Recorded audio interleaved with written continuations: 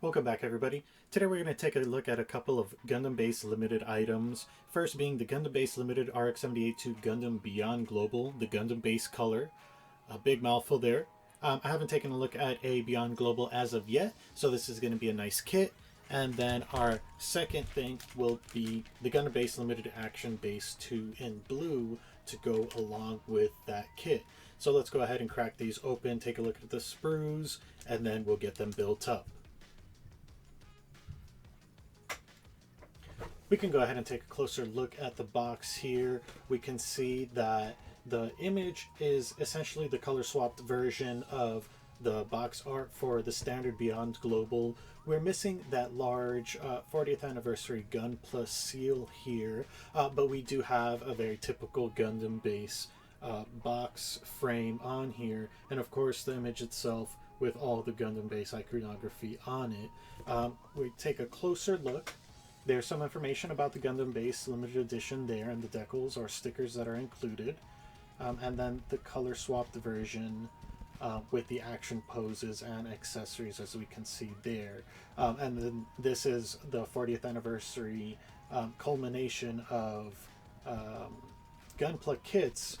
So the articulation on this is supposed to be very good. So let's go ahead and crack it open and we'll take a look at the contents. So first we can go ahead and reach down to the bottom, and here we see that the manual is the standard Beyond Global manual that would have the standard coloration for the RX-78-2. There's no special manual here with the different colors. It is the same kit, the same build. Little more information blurbs there about the Gundam itself, the beam rifle, Gundam shield, beam saber, so on. You can go ahead and pause that and read if you'd like. And then down here, revisiting the history of Gunpla in 1/144th scale, we have the no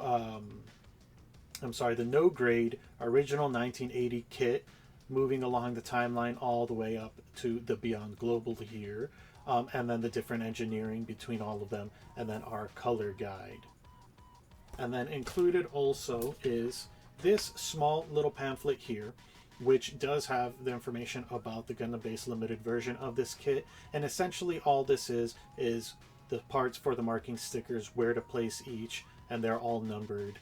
So it's very simple. There's only, 6 marking stickers on here. So there's not too much, and then the back is just blank. Moving forward, we've got 1, 2, 3, 4, 5 bags of runners. So we'll go ahead and get these all opened up and take a closer look. First off, we have our A runner here. We have 3 colors. We've got this dark navy blue here, this white, kind of off-white eggshell, and this nice blue. These are the main colors of the kit for the Gundam Base version. There we have A runner. Mine's split here a little bit, but that's fine. Next we have the B1 runner. Some more off-white parts for the head, the V-fin, beam sabers here, and some leg parts. And then B2 is just a copy of this half of the runner here. Next up we have the C runner. This is going to be a kind of dark gray, darker than you normally see in Gunpla kits. And this is for hand parts and beam rifle parts here. Next, we have a pair of D1 runners, more off-white or eggshell color on here, and this is going to be 2 identical sprues for either leg here. Here we have the E runner and a nice navy blue like we saw on the A runner.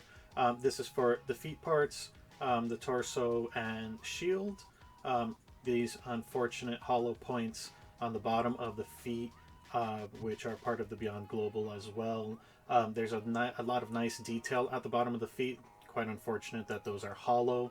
You can go ahead and fill that up with modeling clay or sculpting putty, something like a 2-part epoxy to fill that in, fill in those gaps, shave it down, and paint it like the rest of the kit. Or you can leave them hollow like I likely will. Matches my desk mat quite well as well. Very nice color. And the last pair of runners are F1 here, which is a lot of dark gray frame parts and parts for the backpack. And an identical half here for F2, which is just identical to this half of the runner here for the pair of arms and legs, I believe. And then some nice detail for the back of the shield. Nice molding for the backpack as well. Lastly, we have SB13, our beam effect parts for the beam sabers. Very standard beam saber effect parts. These are always nice to have. Nice to have extras included with kits as well. Some kits like the entry grade doesn't come with these. So getting these in kits is great, and having extras is always good. This here is our sticker sheet for the standard kit, and it's just a sticker for the eyes, which is great because this model is entirely color accurate, which is one thing that I very much enjoy with these newer model kits, especially the entry grade as well. The entry grade doesn't even need stickers for the eyes. This one uses stickers for the eyes. Great to see such a tiny sticker sheet with a model kit. Lastly, these are our sticker style decals for the Gundam Base iconography. These are kind of like the stickers that you'll get in a real grade kit. They have a nice finish to them, and those borders of these stickers will go ahead and disappear when you go ahead and top coat the kit, hopefully. So that's nice to have included as well. Here we have the completed kit all snapped together.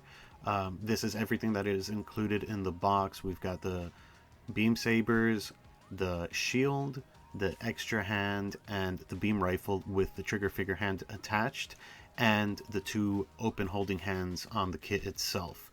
It doesn't unfortunately come with any further hand options, so there's no fully closed fists and there's no widespread open dynamic hands for both hands, just that left hand that we see here.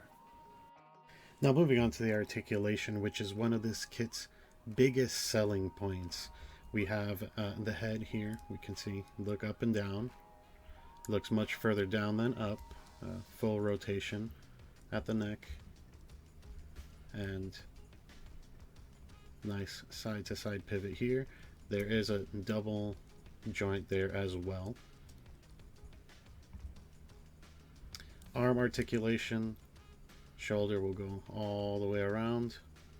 Can actually bend up quite far forward with that additional joint that we see inside the torso here. And then of course we can flip that around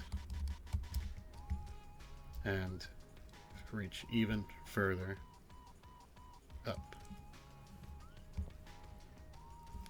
The upper arm, we have a full rotation. Elbow has very, very far bend here. And then a ball joint at the wrist. Moves around, does everything a ball joint does. We also have this additional ball joint here. If we go ahead and separate this part of the upper wrist a little bit, and we get a little more stretching and movement there, and that's a full ball joint, so that'll rotate and do everything a ball joint does as well. And that makes it easier here to clip on the shield, where that's the shield attachment there onto the arm.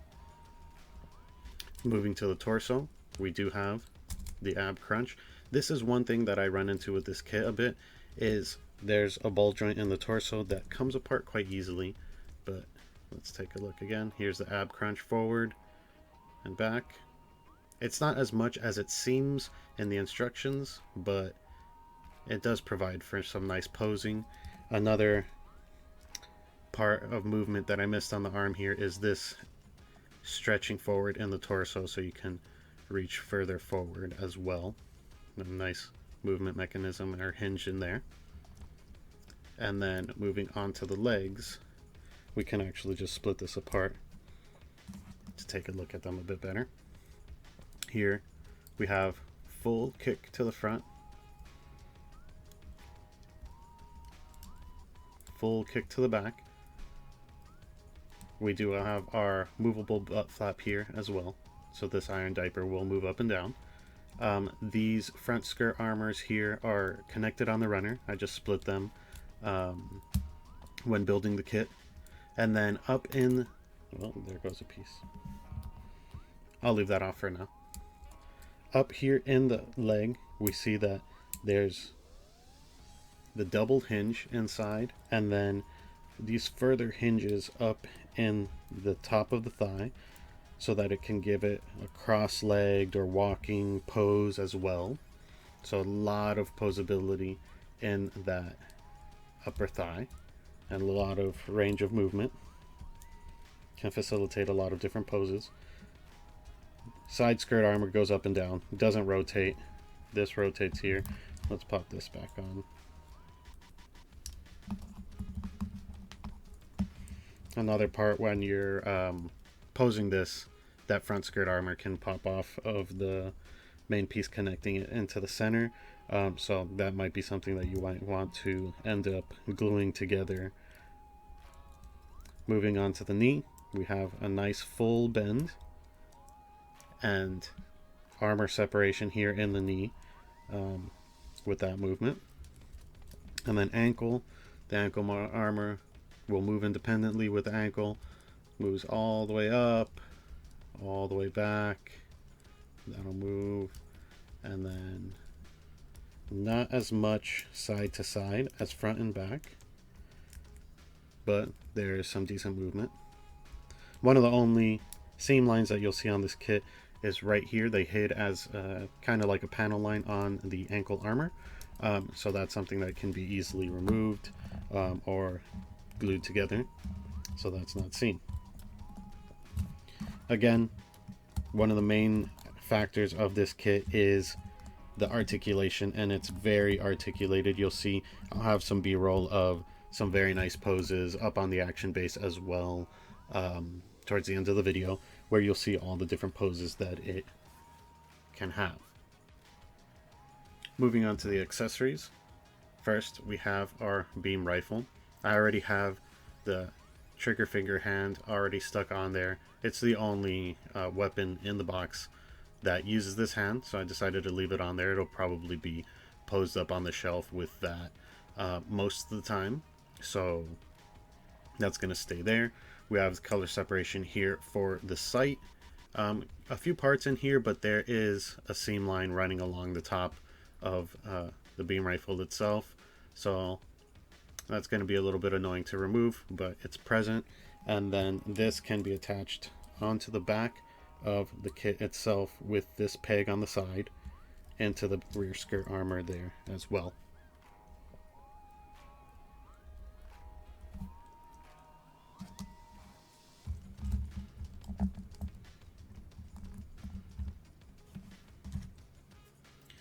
Next we have the shield here. Very nicely color separated. We see parts of the gray coming through the blue here and here. Of course, the white for the visor, and then along the border. And then this separated color here for the cross as well, in the Gundam Base colors. Very nice shield, parts separated very well. This is the piece that will connect to the wrist, and then of course we have a handle here that we can put in the model's hand as well for different posing with the shield.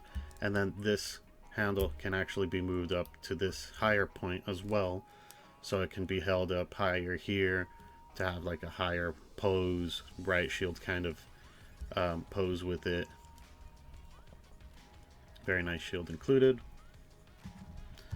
We have our SB13 beam effect parts.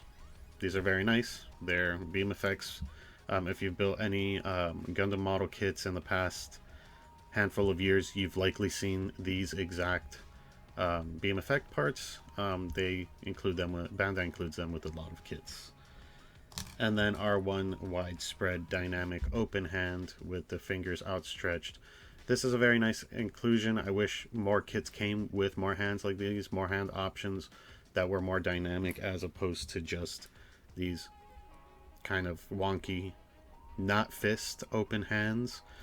These are great if we pop off the beam saber from the backpack, Pop it into the hand and pop the beam effect part into the blade itself. It's very nice. It holds it on very well also. Not loose at all. But I do like when they include more dynamic hands, like these widespread open hands or fully closed fists for different poses. We'll go ahead and move on to some accent poses now. Here we're taking a look at the kit up on the action base. The colors for the Gundam Base colors action base actually match the kit really well. Up on the base we see that it's able to do a multitude of even very wacky poses. With how articulated it is, it's really going to be able to do whatever you'd like. You're going to be able to recreate anime poses with it, and anything that you'd like. It'll be able to do walking poses, any nice knee bends or anything like that, especially with that unique the unique joints in the hips and in the upper thighs, that let it bring those legs much closer together. But in conclusion, I would say that this is really a must pick up kit. I'm a fan of the original RX-78-2 colors. The Gundam Base colors are very nice and they look very good on the kit, but the original colors I think actually look a bit better. So if you're looking to pick it up, you'll be able to pick up Beyond Global from your local retailers or online. But again, I really think it's a must pick up kit. Thanks for watching. Please like and subscribe. See you next time.